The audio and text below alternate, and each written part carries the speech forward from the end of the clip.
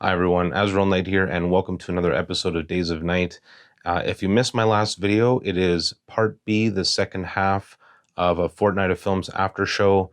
I address your comments, I talk a bit about the episodes 10 to 17, but I also give you my top 5 favorite films as well as my top 5 favorite photos for that marathon. And I talk about the future of the channel. So if you're curious to see what's going to happen with this channel moving forward, I would highly recommend going and checking that out. Now, I just filmed it early today, like I would say between 11:30 p.m. yesterday and 1 a.m. this morning. So I haven't really heard about your feedback as of yet because I technically haven't edited it yet. But yeah, if you got an hour or so to waste, go ahead and check it out. If you saw my Fortnight of Film marathon, then you really owe it to yourself to check it out. It sort of wraps the whole thing up, gives you my reflections and thoughts. I have some great comments in there, and yeah, I just thought I'd let you know about that. Today is sort of a double bill. I'll be giving you my first impressions on a camera I've never shot before, as well as a film that I've never talked about on the channel before. Let's start with the camera. This is the Canon EOS Elan, also known as the Canon EOS 100, and I've got the kit lens with it, the 28 to 80. I believe it's 3.5 to 5.6. Yes, the 3.5 to 5.6 2. So I have not shot anything with this camera whatsoever. The only thing I've done is turn it on to see if it works. And it turns on. I believe I still have a battery in there. Yeah, so it turns on, and I will learn my lesson from my Nikon F100 and make sure that bracketing or some other weird setting isn't already on this before I load the film. And what kind of film am I shooting today, you might ask? Today I will be shooting Ultrafine Extreme 100, and just so you guys know, the camera was donated by a local photographer. I'll put his Instagram in the description. I believe it's pronounced the Sisup. He donated this camera and another camera that I'm going to review in the near future, as well as a VIC-20 computer that you might have seen kicking around on a random episode here or there. The film was also donated by a couple of Kickstarters, Rowan and Riley. So huge thanks to the Sisup and Rowan and Riley for providing today's content. Definitely cuts down on the bills. But yeah, nothing to do now but get this camera loaded.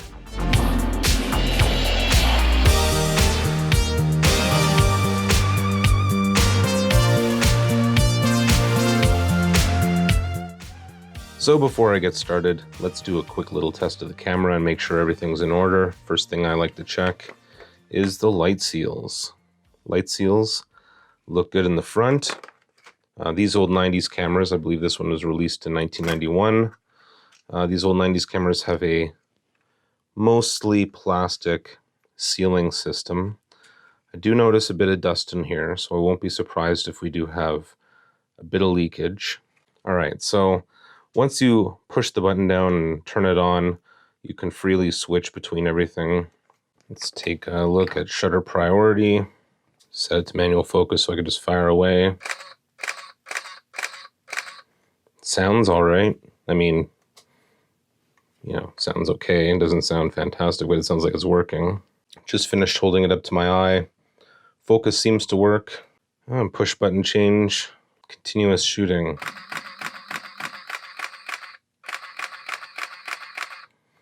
That also seems to work. Timer.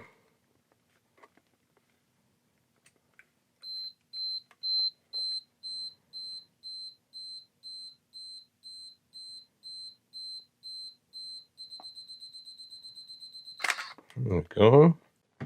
Not that I'm going to use it, but I might as well test the flash.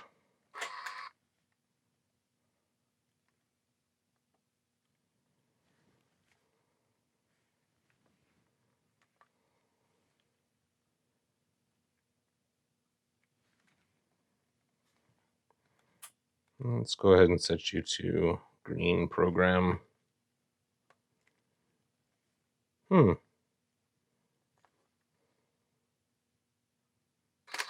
Okay, so you got to hold it down, and it looks like the red eye reduction. This is a red eye reduction lamp.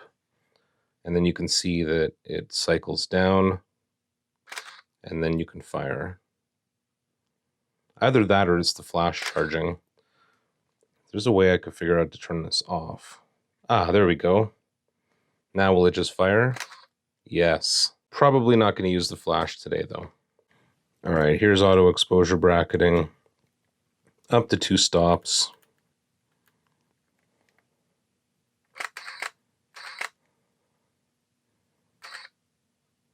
Will it just fire all 3?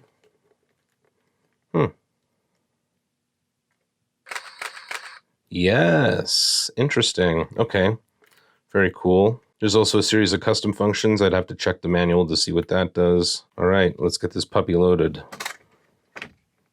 Make sure the loading sequence works all right.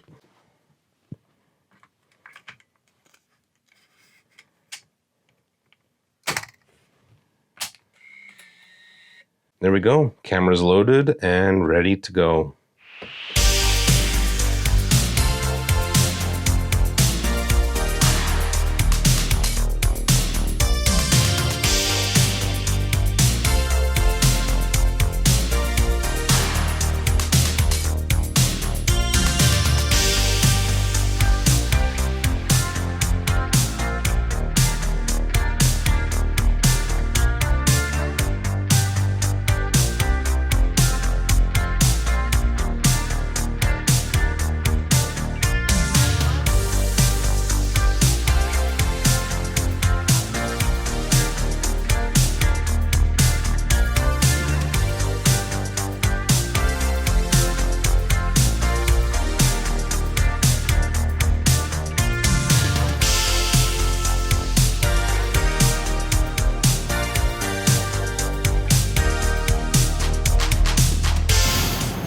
So far so good. There is a crazy fog that's been lingering around Calgary all day. There's actually a fog warning in effect. And I'm really surprised because we don't normally get a lot of fog. Because normally the fog is gone by, 10 or 11 o'clock in the morning. I am already on shot number 13, and what I'm doing right now is walking up a parkade to see if I can get an interesting vantage point.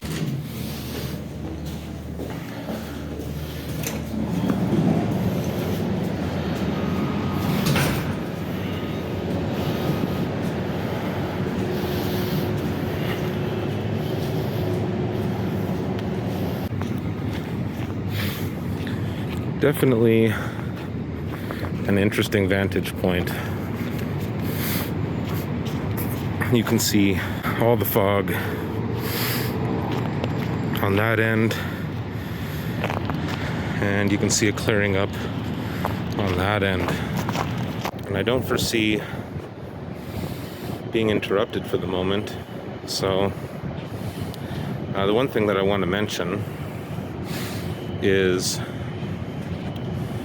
that these Canon Rebels are very familiar. Anybody who's shot a Canon DSLR can probably pick up a Canon Rebel, no problem. There's a great shot right here, just waiting for me. Definitely want to capture this. I don't want to waste too many frames up here, but I could shoot an entire roll up here. Oh, there's security. Time to go. That didn't take long at all. Well, it looks like I escaped the fuzz, no problem. It's the thing about security guards. They don't run. I mean, I didn't run either. I casually walked to the stairs, and then I just headed straight down. The camera is on shot number 21 now. And I'm just in an alleyway and I see a really cool fire escape. The other thing is that much of the fog, as you can see, has cleared up. At least on this part of town. Over on the other side, not so much. You can kind of see it in the corner there. I'm going to grab these frames, see how it goes. Well, I'm down to my last shot now. That was a thoroughly enjoyable experience. The plan here will be to head back to my truck, and if I see a frame on the way, I'll snap it. And if I don't see anything, I'll probably snap something random. But yeah, the next time you see me, I'll be in the darkroom. Okay guys, I'm back home now. I'm in the darkroom and I am ready to develop this roll. But first, I stopped at my P.O. box on the way home and I got a couple of big packages and I want to open them up on camera. All right, folks, opening up the first package. Packing peanuts, what I've always wanted. Do you guys remember on a fortnight of film where I had a roll of Riola and the first few frames were actually already shot? That's who this first package is from. It says, Riola Peter here. I was catching up on your YouTube videos and heard about the Riola mishap. I was horrified and racked my aging brain to figure out how the film got exposed, since I haven't shot color for over 30 years. Then I remembered visiting a friend in Bridgehampton, New York a little while ago. She used to have one of the biggest, most successful photo labs in the USA, doing digital now, and she wanted to give me a bunch of film. I told her I don't do color, but she insisted, so I'm sure that is where the film came from. Anyway, here are some more goodies which I hope you can use. The film may be old, but it has been kept frozen. Keep up the great work and stay safe. All the best, Peter. P.S. Regarding the thermometer, I have a certified Kodak Type 2 mercury thermometer, which I use to check the one enclosed. It is right on the dot for accuracy. You can use it to check other thermometers. It is very accurate and also very delicate. Good to know. Thank you, Peter. Good to hear from you, Peter. Really appreciate the package. Peter has sent me several packages over the years, usually film and batteries. This is no exception. Thanks to Peter, I will never, ever run out of batteries. I've got tons of batteries from him. Really appreciate it. Man, he really went all out this time.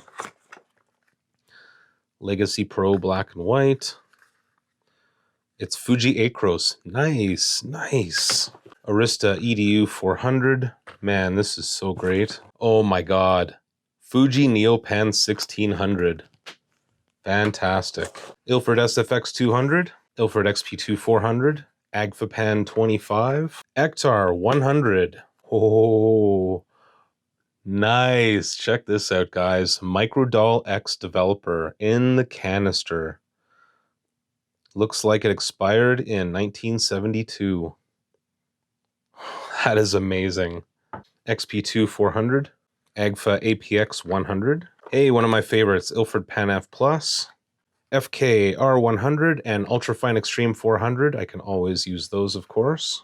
Here's the super delicate thermometer he was talking about. Let me just get a little bit of a wider angle on here and readjust.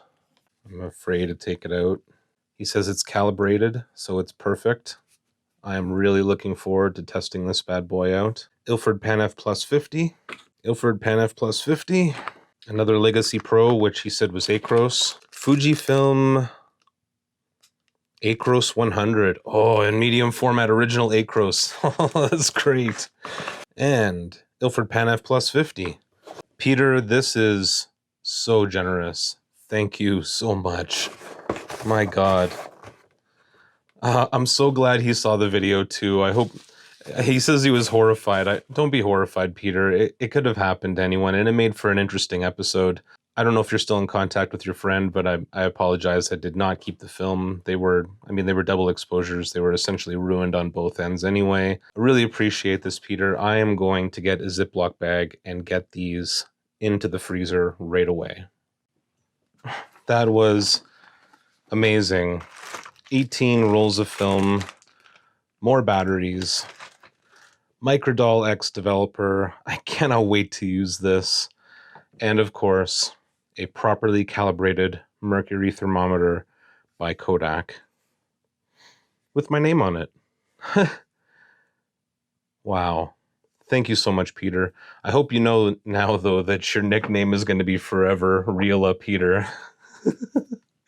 I hope you don't mind, but that's how I'll be referring to you whenever I do an episode on a roll of film you've donated. Thank you so much, Peter. Really appreciate it. This next package comes from Bill. Yeah, Bill's been very eager for me to pick this up. Now, I will say this. It's heavy.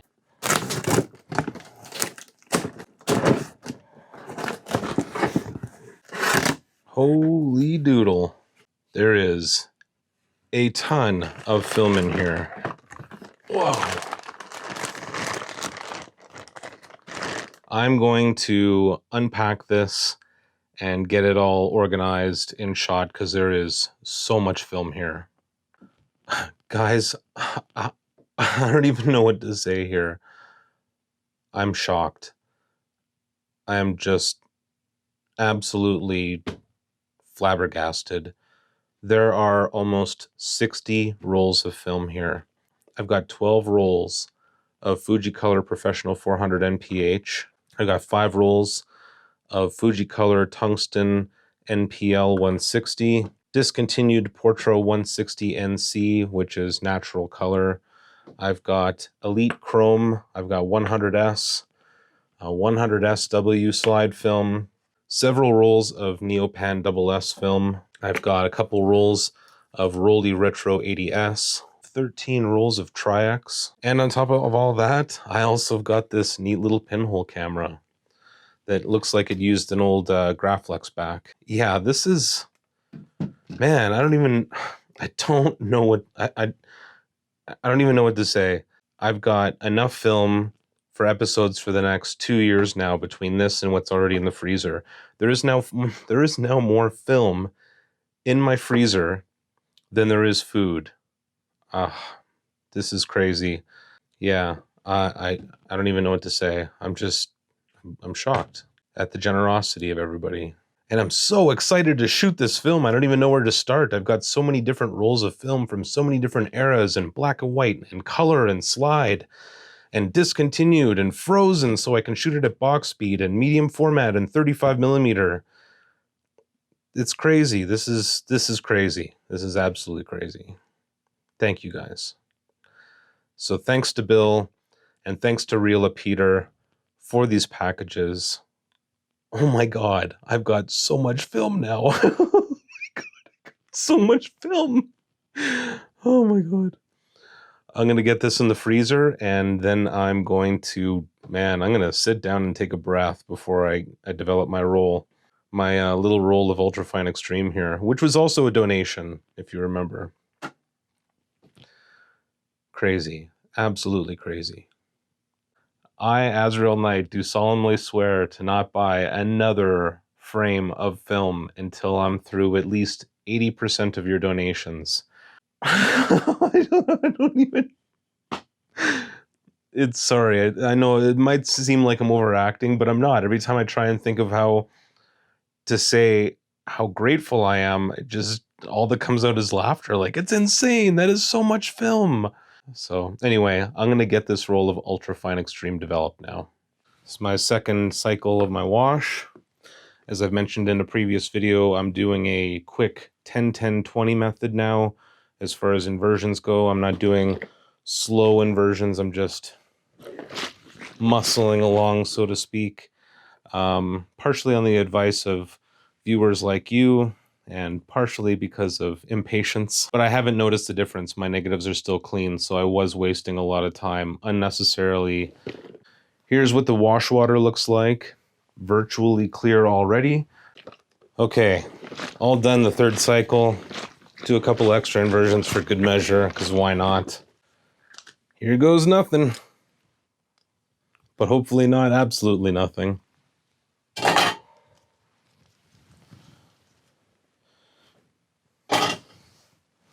Nice. We definitely have negatives. Let's throw the old light on here.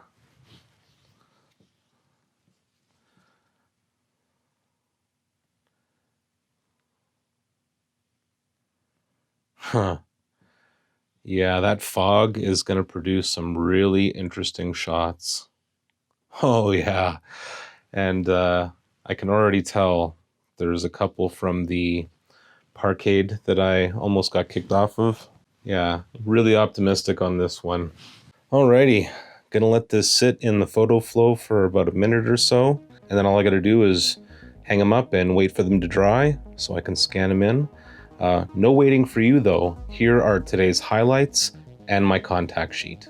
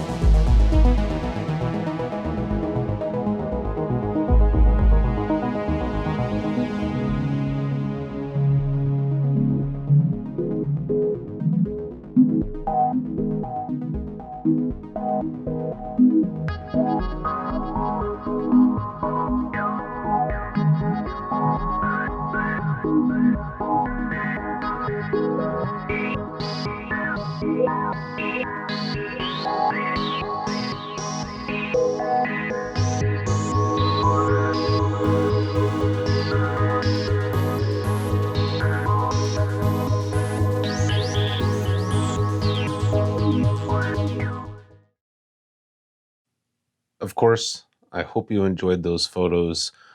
I absolutely love fog, and the fact that we had such weird fog in the middle of the day made for some incredible photos. And I don't always hope for bad weather, but that kind of bad weather I will always take advantage of if I can. It was truly unique, and I think I captured it in a way that satisfied my creative endeavors. Now let's talk about the film and the camera. I'll talk about the film first because that one's the easiest to go over. Just in case you missed it, today I shot Ultrafine Extreme 100. It doesn't have a lot of personality, and that can actually be a good thing, because when a film doesn't have a lot of personality, when it's just a low contrast, basic bro of a film, you get to add the personality in yourself. Then say a film like Ilford SFX 200 that has super specific characteristics to it that are hard to overcome if you want to say an open shadow, for example. It also has a very classic, super retro look to it that I think that you'll enjoy. But yeah, those are my thoughts. The takeaway that I want you to have is that this is a flexible film, that you're going to be able to have low contrast or high contrast given a proper exposure. And just as a final note, in case you're curious what developer I used Kodak Xtol, and I used a stock solution, so 1+0. Actually, there is one more thing that I forgot to mention, and that is a couple of my frames had damaged negatives, and I don't know what the cause is. It's not the type of damage that I've seen before. It was only a couple of frames, and I'll show them to you now. This one's got this jagged scratch to it, and I have no idea where that came from. I don't think it came from the camera. It's always possible, I suppose. And it didn't come from sleeving it, because I scan my negatives before I sleeve them. So really curious about that. If you have any ideas, let me know in the comments. Personally, I think it's from the manufacturer. I think it happened during production. Now, moving on to the camera itself, the first thing that I want you to know is that if you're a Canon user, especially a Canon EOS user, there's nothing new here. You are going to go into this just knowing how to use the camera, basically. There's a dial on the front for your primary adjustments, and there's a wheel on the back for your secondary. So if you're in aperture or shutter priority, the wheel on the back is going to adjust your exposure compensation, and the dial on your front will adjust your aperture or shutter speed respectively. So yeah, no surprises there. I think it's interesting how there's easy access to auto exposure bracketing by use of the dial instead of using a dedicated button. I don't know if it's necessarily the best choice in the world.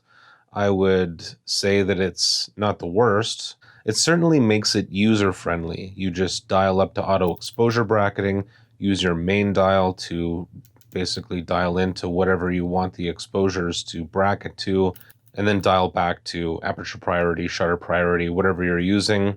The thing that I found interesting is that it's just going to fire all 3 shots for you, whereas you may have noticed with my Nikon F100 that you have to fire the shutter each time yourself.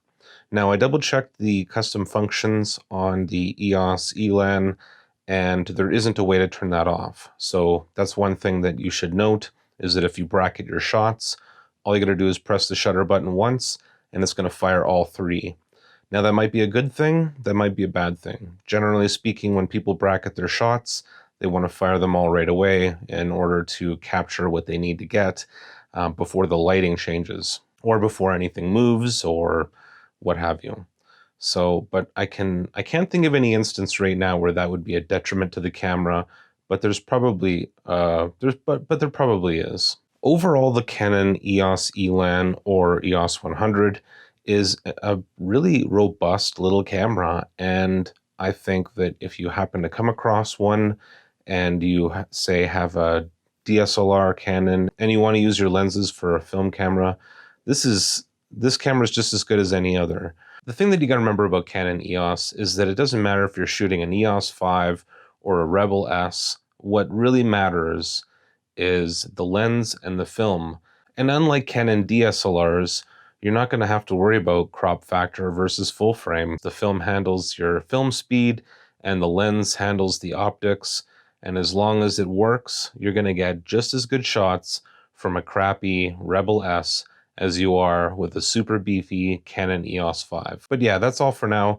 I really hope you enjoyed this episode. A couple things before I go.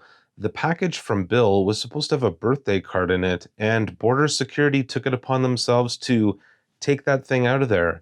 So a big thanks for nothing from the Canada-US border security. I don't know what that birthday card had, but I guess it was a matter of national security that it be removed. And they did a bang-up job putting everything back in because, unfortunately, a couple of the canisters had popped open. A couple of the reusable canisters with some film loaded into it had popped open, and I don't know if I can rely on shooting on those now. But Bill didn't seem too bothered by it. But thank you again, Bill. Really appreciate it. Also, thanks to Reala Peter, the Reala Peter. Thanks again for all that film. I'm definitely going to test my thermometers against that Mercury Kodak thermometer. The other thing I wanted to mention is I was talking earlier about how I've cut my washing time down, and I think I actually undercut it this time. I only noticed it in maybe one frame in the highlights where it seemed like it could have used a little bit more washing. Fortunately, it wasn't a frame that I liked anyway, but yeah, I got to find some balance between just throwing it back and forth and doing a timed inversion. You know what I got to do? I've got to make a washing station like I used to. If you remember back in the day in my old darkroom, I fixed a shower head to the sink, and I ended up having this really great system where I had an old tank and a rubber band, and I put a hole in the bottom of the tank, and so I could just throw the water on and all the water would wash through. It was a really great system. I'd like to be able to adopt something like that again. And I know in my after show I mentioned that I don't want to use distilled water to wash out tap water, but I'm already changing my mind on that, to be honest with you. This is technically a wet darkroom. There's a bathroom attached there, but what I've done is I've placed a utility sink over the toilet, and then I fill up the utility sink with a shower head, and it's worked just fine so far. But what I'd really like to do is change the faucet on my sink so I can put attachments on it, because right now the faucet has no threading, so I can't add anything to it. So yeah, something to think about. It's a super shallow sink too, so ideally I'd love to be able to just replace the whole sink, but there's only so far you can go when you're a renter. Anywho, if you want to support me in this channel, you can support me on Patreon. At the $5 level, you'll get early access and your name in the credits. Or if you just want to do a one-time donation, I have a PayPal link in the description below. And until next time, stay classic.